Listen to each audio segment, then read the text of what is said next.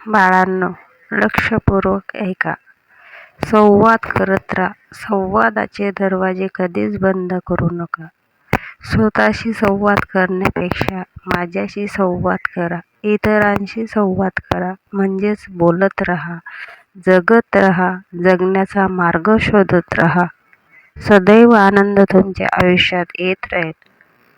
बाळांनो, जीवनातील प्रत्येक अडचण तुमच्या जीवनात येतच राहील.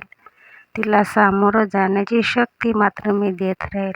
म्हणून हसत खेळत सामोरं जायचं, संकटांवर मात करायची आणि जिद्दीने लढत राहायचं. जिद्दीने जो व्यक्ती लढतो त्यासोबतच मी असतो आणि स्वामी नामाचा जप करत राहतो. तर तुला कशाची चिंता असेल रे बाळा. म्हणून तू धीर सोडू नकोस आणि कर्म चांगले ठेव. तुझं वागणूक चांगली ठेव. इतरांचा द्वेष करण्यापेक्षा स्वतःचे अवगुण बाजूला कर आणि आपल्या मनातील सर्व इच्छा माझ्याजवळ प्रकट कर. मी तुझा मार्ग मोकळा करणार आहे.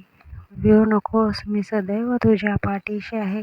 हा शब्द जेव्हा तुझ्या समोर येईल ना, तेव्हा तुझ्या मनातले किंतु, परंतु, अपेक्षा सगळ्या काही मी सरळ करेल आणि त्या सरळ मार्गावर नेण्याचा प्रयत्न करेल. तुझ्या आजूबाजू जे नकारात्मक ऊर्जा असते, जे वाईट विचार असतात, त्यांना बाजूला कर. ते अजिबात तुझ्या मनात आणू नको. एक उदबत्ती लाव आणि मंत्र जाप करत राहा.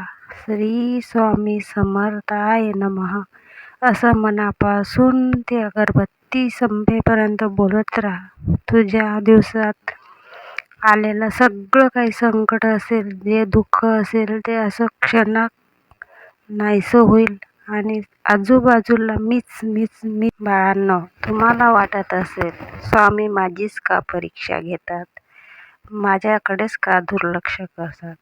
अरे बाळांनो, तुमची परीक्षा घेतली ते तर खरं तुमचं भाग्यच आहे. कारण की ज्याच्या भाग्यात सुख येणार आहे त्याचीच परीक्षा घेतल्या जाते. संयम सोडायचा नाही. उशिरा का असेना तुम्हाला फळ मिळतेच आणि ते फळ असं असेल, ते सदैव गोड असेल.